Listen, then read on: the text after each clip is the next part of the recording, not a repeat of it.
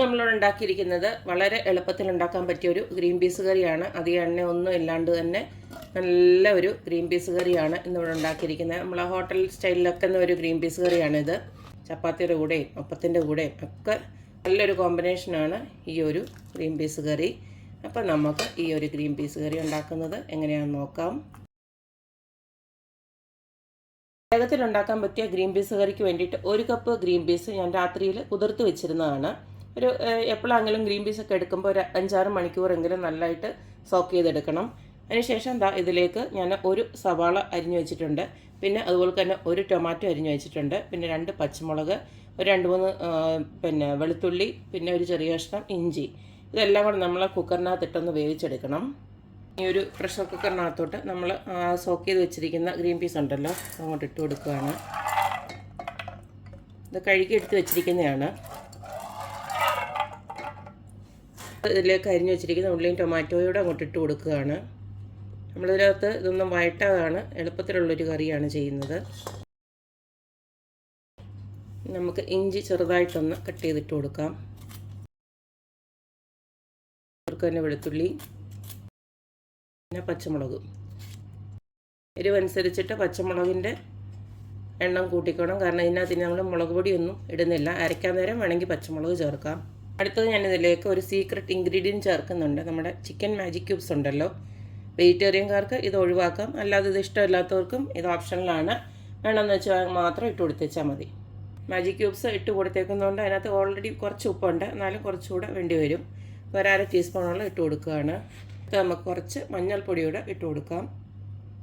ഒരു 1/4 ടീസ്പൂണോടെ മഞ്ഞൾപ്പൊടി ഇടുകയാണ്. അതിന് ആവശ്യത്തിനുള്ള വെള്ളം ഒഴിച്ചിട്ട് നമുക്ക് ഒരു 3 പ്രഷർ വരെ ഒന്ന് വേവിച്ചെടുക്കാം. സോക്കിയതായതുകൊണ്ട് തന്നെ നന്നായിട്ട് വെന്ത് കിട്ടും. ഇതുപോൽക്കൊന്ന് നെയ്യൊക്കെ വെള്ളം ഒഴിച്ച് കൊടുത്തിട്ട് നമുക്കിത് വേവിച്ചെടുക്കാം. ഇതിനകത്ത് നിങ്ങൾക്ക് ഉരുളക്കിഴങ്ങ് വേണമെങ്കിൽ ഉരുളക്കിഴങ്ങ് കൂടെ ഇതിനകത്ത് അരിഞ്ഞ് ചേർക്കാവുന്നതാണ്. ഞാനിപ്പോൾ അതിടുന്നില്ല, ഞാൻ ഗ്രീൻ പീസ് മാത്രമായിട്ടാണ് ഉണ്ടാക്കുന്നത്. ഇനി അടുത്തത് നമ്മുടെ ഗ്രീൻ പീസ് കറിക്ക് വേണ്ടിയിട്ടുള്ളൊരു അരപ്പ് തയ്യാറാക്കാനുണ്ട്. അതിന് വേണ്ടിയിട്ട് ഇതുപോലൊക്കെ ഒരു 3/4 കപ്പോളം തേങ്ങ ഞാൻ എടുത്ത് വെച്ചിട്ടുണ്ട്.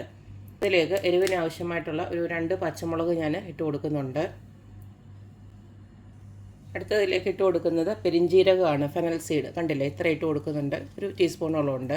ഇതിലേക്ക് ഒരു 1.5 ടീസ്പൂണോളം നമുക്ക് മല്ലിപ്പൊടി കൂടെ ഇട്ട് കൊടുക്കാം.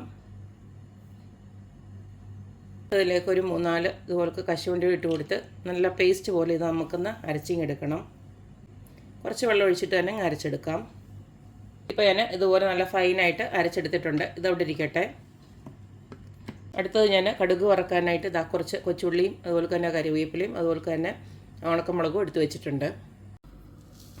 ഇപ്പോൾ കടുക് വറക്കാനായിട്ട് ഇതുപോലെ ഒരു പാനിലോട്ട് ഞാൻ കുറച്ച് വെളിച്ചെണ്ണയാണ് ഒഴിച്ചു കൊടുത്തിരിക്കുന്നത്. ഇതിലേക്ക് നമുക്ക് കുറച്ച് കടുക് ഇട്ട് കൊടുക്കാം. കടുക് പൊട്ടി വരുന്നുണ്ടെ നമ്മുടെ അരിഞ്ഞു വെച്ചിരിക്കുന്ന ഉള്ളിയും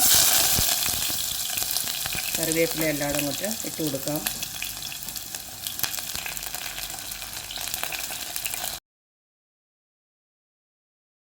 എല്ലാം നന്നായിട്ട് മൂത്ത് വന്നിട്ടുണ്ട്. ഇതിനി നമുക്ക് മാറ്റി വെക്കാം. സമയം കൊണ്ട് നമ്മുടെ കുക്കറിനകത്ത് പ്രഷറൊക്കെ വന്ന് 3 പ്രഷർ വന്നിട്ട് ഞാൻ ഓഫ് ചെയ്ത് അതിൻ്റെ പ്രഷറൊക്കെ പോയിരിക്കുകയാണ്. ഇനി നമുക്ക് തേങ്ങ അരച്ചത് അതിനകത്തോട്ടൊന്ന് ഇട്ട് കൊടുക്കാം. പ്രഷറൊക്കെ പോയി ഗ്രീൻ പീസ് നല്ല ഫൈനായിട്ട് തന്നെ വെന്ത് കിട്ടിയിട്ടുണ്ട്. ഇനി ഇതിലേക്ക് നമ്മുടെ അരപ്പൊന്ന് ഒഴിച്ചു കൊടുക്കാം. ഈ സമയം നമുക്ക് ഇതിനകത്ത് ആവശ്യത്തിനുള്ള വെള്ളം കൂടെ ഒഴിച്ചു കൊടുക്കാം. ഇത്രയും മതിയെങ്കിൽ ഇതിനകത്തുനിന്ന് തന്നെ കുറച്ച് വെള്ളം എടുത്തതിന് ശേഷം ഒന്ന് കലക്കി കൊടുത്തേച്ചാൽ മതി.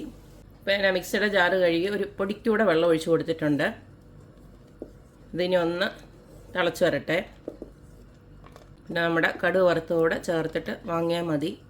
വളരെ എളുപ്പത്തിൽ തന്നെ ഉള്ളിയൊന്നും വഴറ്റാതെ നമുക്ക് വേഗത്തിൽ ഒരു ഗ്രീൻ പീസ് കറിയാണിത്.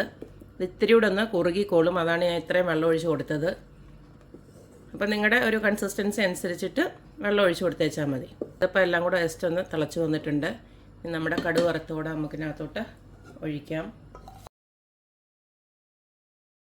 ഇത്രയേ ഉള്ളൂ നമ്മുടെ അടിപൊളിയായിട്ടുള്ള ഗ്രീൻ പീസ് കറി, അതായത് ഈസി ആയിട്ടുള്ള ഒരു ഗ്രീൻ പീസ് കറി ഇവിടെ റെഡി ആയിട്ടുണ്ട്. അപ്പോൾ എല്ലാവരും ഇതുപോലൊക്കെ ഒന്ന് വെച്ച് നോക്കുക. അതായത് രാവിലെ നമ്മളിപ്പോൾ ഒരു അപ്പമോ അല്ലെങ്കിൽ ചപ്പാത്തിയോ ഒക്കെ ചുടുന്ന സമയം കൊണ്ട് ഒരടപ്പയിൽ ഇതായിക്കോളും, വലിയ പാടൊന്നും ഇല്ലല്ലോ. പിന്നെ ഒന്ന് കടുക് വറുത്ത് ഒഴിച്ച് വെച്ചാൽ മതി. കടുക് വറക്കാൻ താല്പര്യം ഇല്ലാത്തവർക്ക് അതും വേണ്ട.